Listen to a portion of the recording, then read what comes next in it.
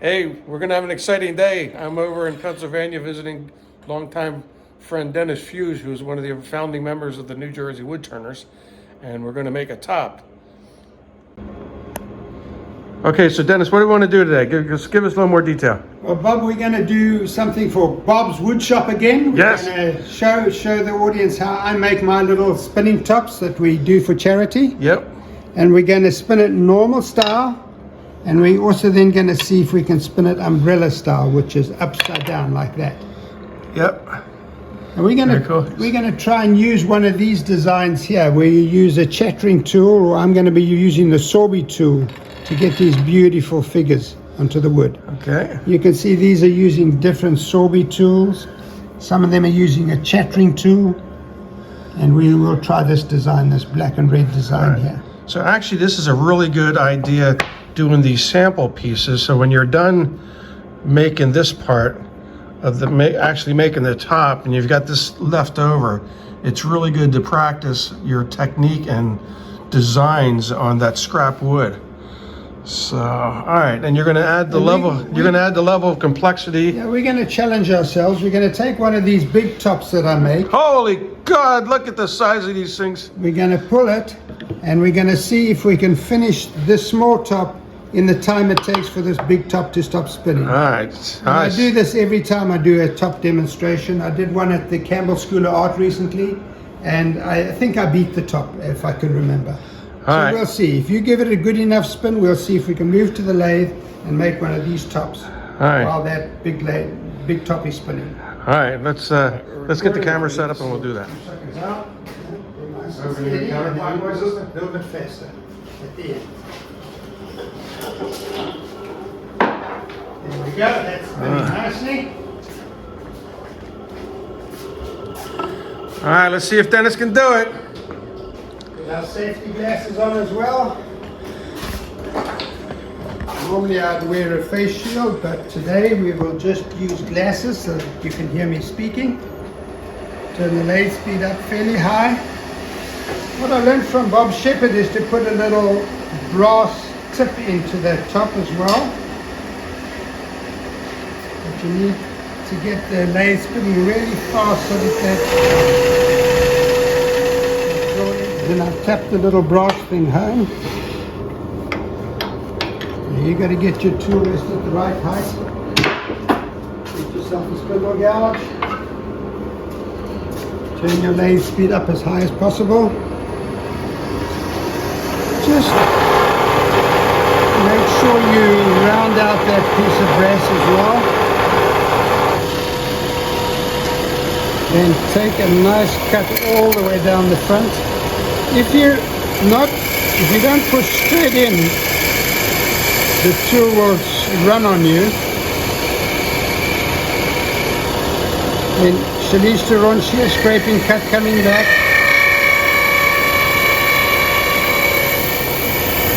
Tidy up the front.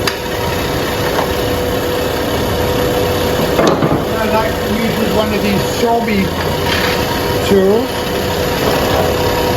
Get your tool rest back so that your Sorby tool doesn't get impinged on the tool rest.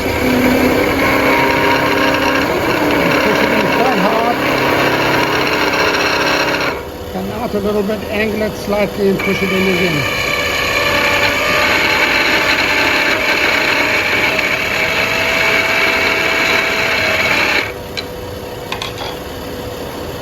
What I like to do is take some 600 grit sandpaper. Clean it up a little bit.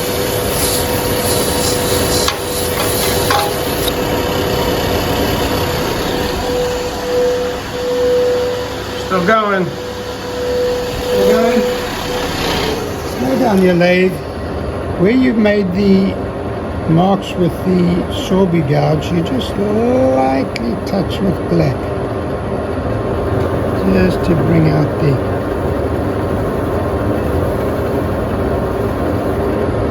stop the lathe and have a look.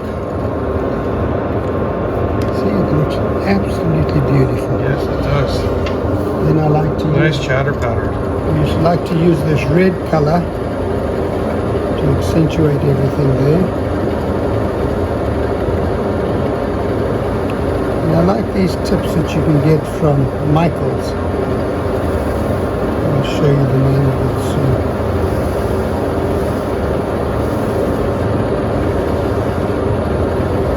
So that looks like it's got a lot of ink in it. Yeah.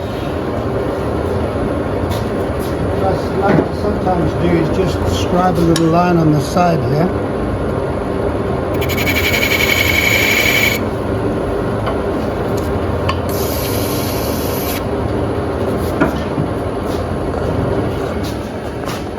One of the burning wires. Our top's still spinning.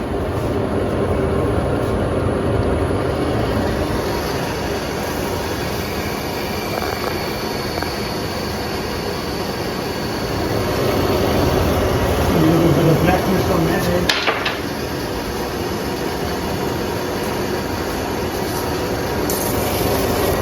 A little bit of yellow there and there. I find the yellow and the magenta really makes it stand out.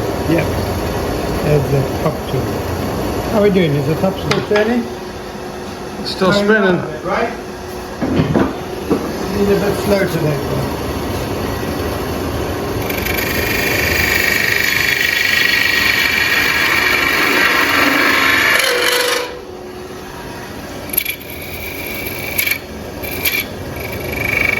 That skipped on me, so I lost the yellow. I have to redo that little piece.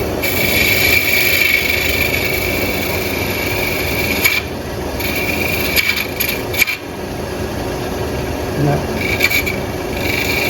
There we go.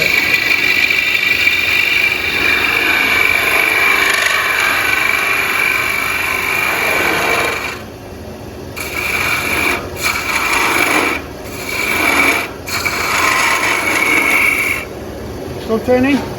Still turning over there. All the action's right here though.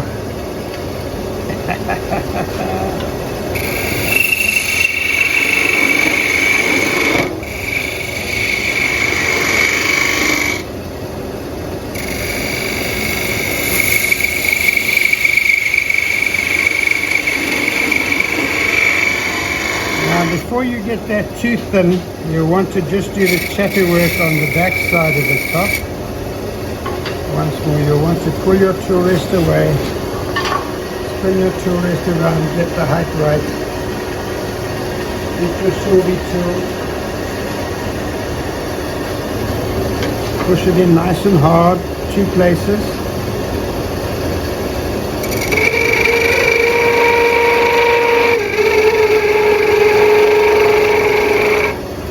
Try and get it right near the tip there if you can.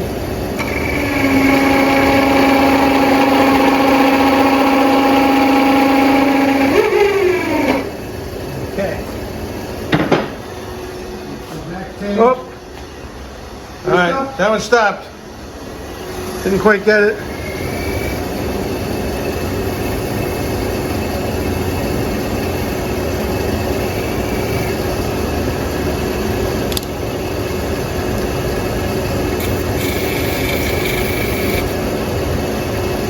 Yeah, I'm obviously a bit rusty today. This is my first top for the day, so the big top beat me. So how long you been into wood turners?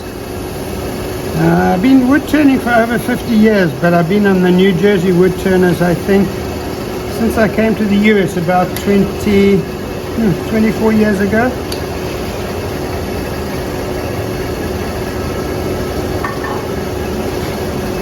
And Bob Shepherd taught me this little trick about putting this brass tip in.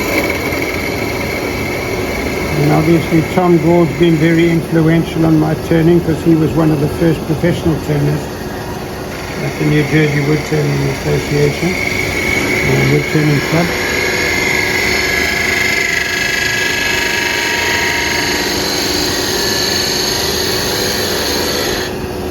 Now the secret is to try and get this little stem fairly small.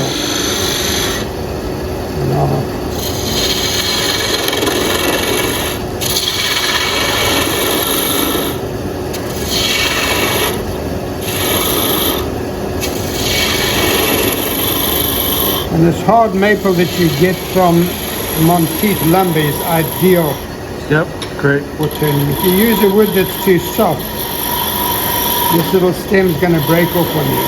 Yeah, and it's a great pallet. And you know, they've given us hundreds and hundreds and hundreds of board feet over the years, and I've only really seen a couple knots in it. I mean, for me, it's about a 2-hour drive to get to Monteith. Yeah, But if ever I'm going to go teaching at any of the schools, I'll make a trip to Monteith lumber and get the flat boards that I need. So I do a lot of teaching on decorative platters. There you need at least a 14-inch slab of wood.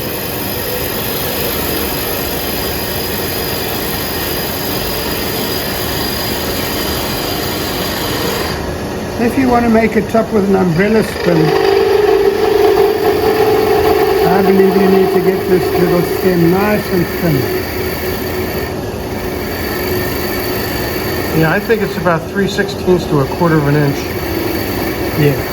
Tom makes them down to about 1/8 of an inch.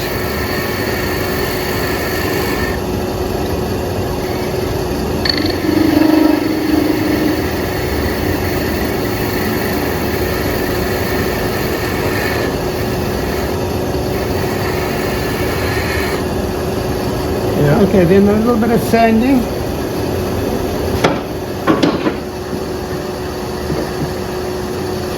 bit of 400.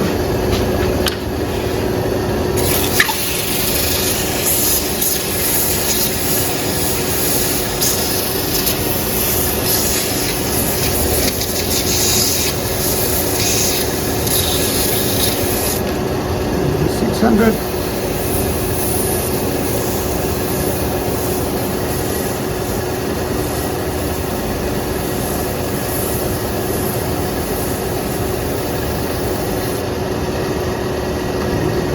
Red lines in.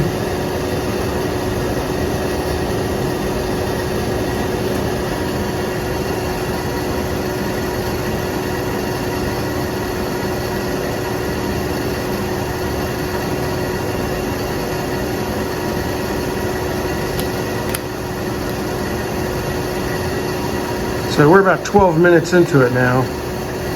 Yeah, I'm a bit slow today. So you didn't beat the big top, but you're gonna get a super quality top at the end of this. And I absolutely love your idea with the carnauba wax. That's been a great help.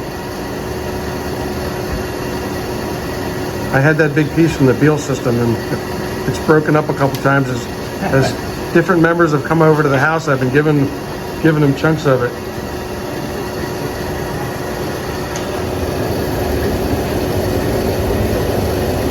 It's a really good combination of colors there.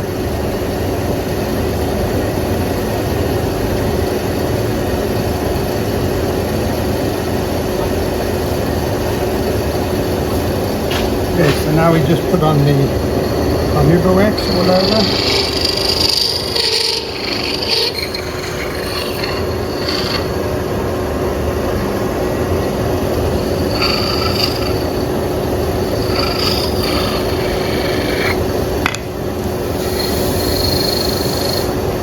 Is not to move your cloth around too much, otherwise you get the colors to run. So you just keep your cloth, clean cloth in one place. All we're doing is buffing it a little bit now. Okay. And that puts a very nice protective coat. It puts a nice little shine on it. Now the beautiful thing about a carnauba wax, it's the hardest wax in the world. It comes from a palm tree. And you can have people touching your pieces all day long and their fingerprints will not show because the carnauba wax is so hard. So there's the final cutoff.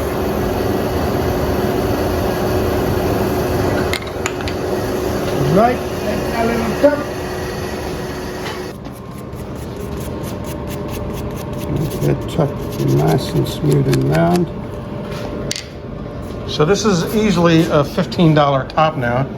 It has a festive look to it, I believe. Yeah, very colorful look.